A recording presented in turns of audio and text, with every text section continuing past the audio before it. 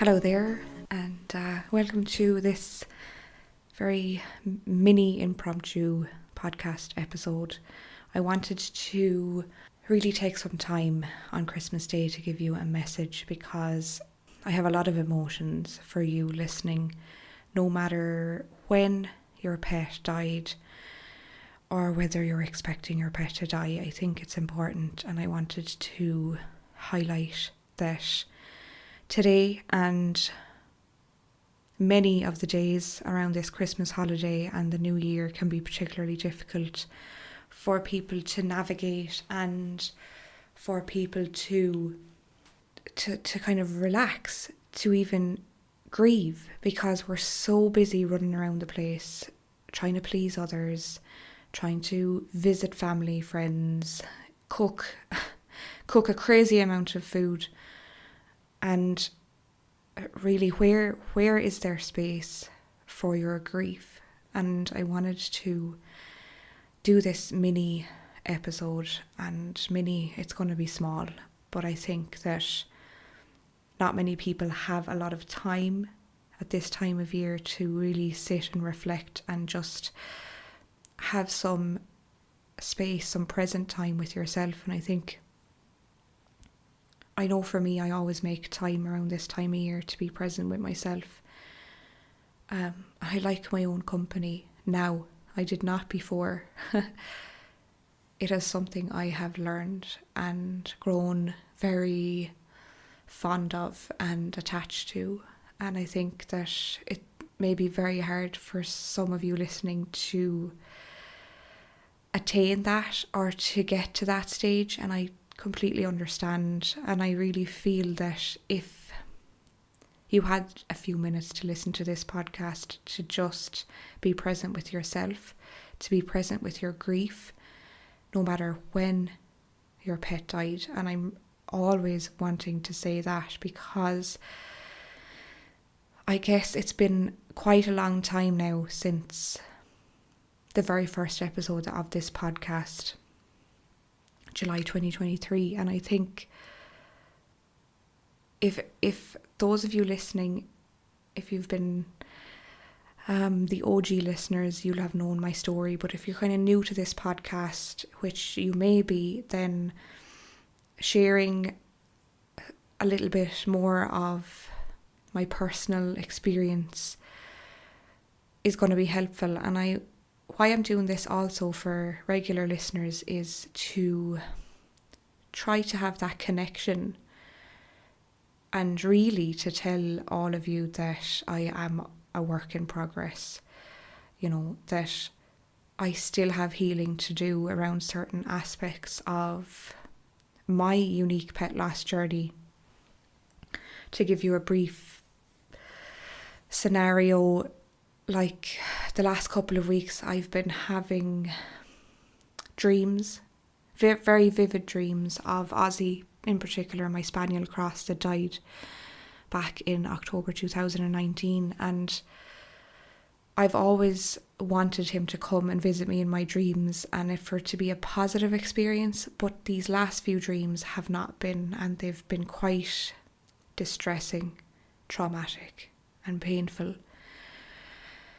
Without getting into any details, as of course they could be triggering to anyone listening, but I do feel that I'm really, really missing my dogs, both of my dogs. And I think having these distressing dreams, waking up in the middle of the night, not being able to breathe, in a sweat, and just cry, like the tears are already coming down my face, and I'm waking up, which is something that I don't experience often. I did experience it in the early weeks and months of my dog's deaths, and I think for it to be kind of happening again is difficult for me. So I'm sharing that because I think it's important to highlight that although I've done a lot of my own personal grief work, I still have some trauma to heal around the way that Ozzy died. And although I would love to have more comforting dreams for him to visit me, I do feel certain aspects of that pain is still lingering, and I am working on that personally, doing my own grief work, which with journaling and all of the things that I kind of share on this podcast, like throughout all the episodes. So I'm doing everything, but sometimes it's okay to have a period of struggle. And this has been 5 years now since the death of both of my dogs, and I just want you to know that grief stays with us, and like it grows with us, and we learn to heal certain parts of that wound, and it's an honour to carry that grief. But I don't believe that trauma can be fully extinguished. I believe we can heal parts of our trauma, and I'm telling you this really to share with you that life is hard sometimes, even for me. And I work in the pet loss industry. I work with, providing support for people that are struggling with pet loss. And sometimes I still struggle, and I want you to know that. I don't want you to get any illusion that everybody that works in this kind of industry or field are, like, in inverted commas, fully healed, because like that's not true, and I'm a work in progress. I still suffer with anxiety occasionally.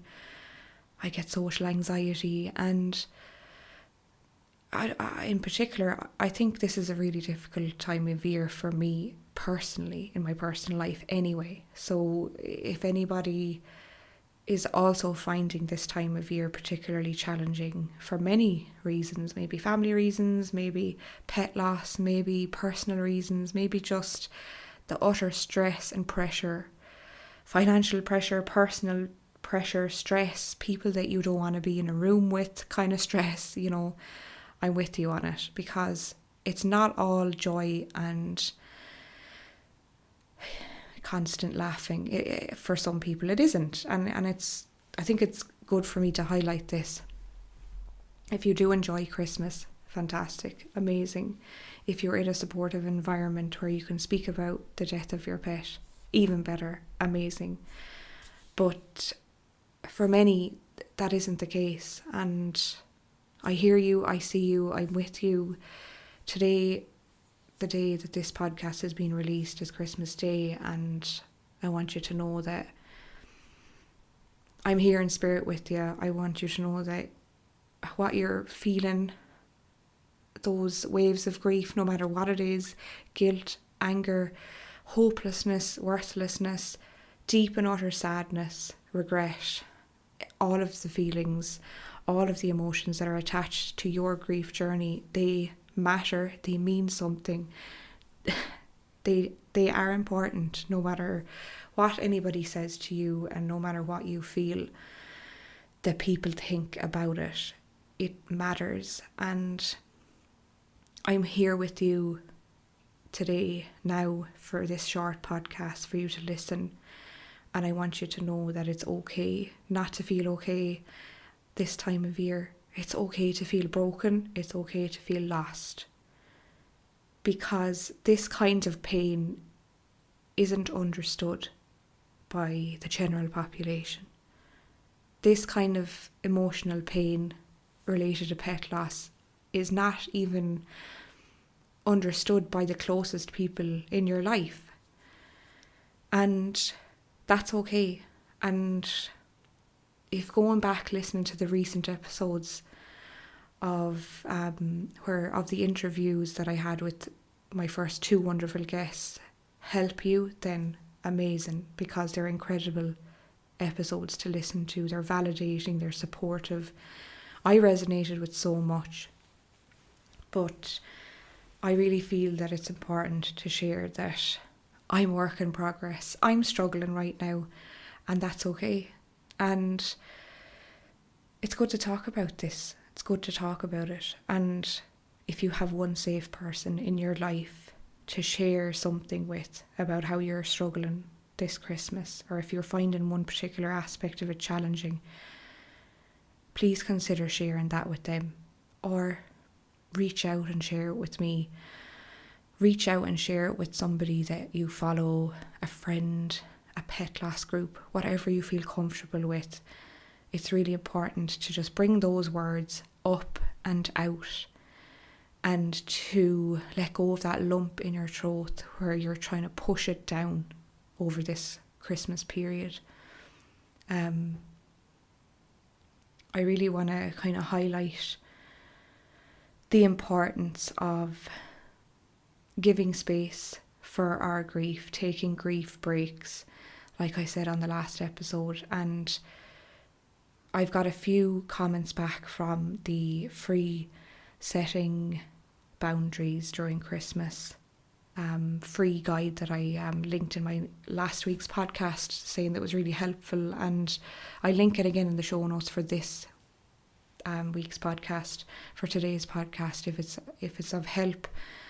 It's a free download. It's got like tips and advice how to navigate this Christmas period, how to set really healthy boundaries, pet loss boundaries, to protect you, to help you to feel safe and to feel comforted during this time. That will be in the show notes, but really what I want to leave you with is that nobody knows what's really going on deep down inside of us, in our souls, and a part of our soul is broken. We don't expect people to understand, but we do need to hear words like this or interviews like with my guest, so that we can feel less alone, so that we don't feel crazy, we don't feel like, oh my God, am I crazy for being this much in pain or having this huge amount of grief, and questioning yourself constantly, and listening to people like my guests and other episodes that I've shared on my personal journey will hopefully help you to feel that this level of pain, this is normal for grief. This is grief. Grief is a multitude of things, and I've shared so much of my own journey, but I want you to look after yourself for the holidays, and to really take even a small bit of time to connect with yourself and be present. Do a little bit of journaling. There's some lovely journal prompts in that free download, or just brain dump onto a journal and get those words, those emotions, feelings down on paper, even if you feel like you can't talk to anybody. This time of year is hard enough because we're out of our schedules, our daily patterns, and we might have to engage in really difficult environments and situations that can be really, really overwhelming. And we have to push down our grief during the Christmas dinner. And that's so difficult to navigate. And I want you to know that you deserve to take some time out from the festivities, just to do you, just to feel it, feel the grief, and allow it to be seen, allow it to come to the surface. Grant yourself that gift, and it is a gift. You're gifting yourself time with your grief and letting your grief be felt, and just to keep that in the back of your mind. That's all I'm going to leave you with. I told you it was a mini episode. I will have a wonderful, wonderful episode next week, and you're going to absolutely love it. But until then, please just go easy on yourself. Take time for yourself. Prioritise you, because we do enough for everybody else. Just let go a little bit of the people pleaser inside of you and prioritise you for some part of this holiday season. And until next week, take care.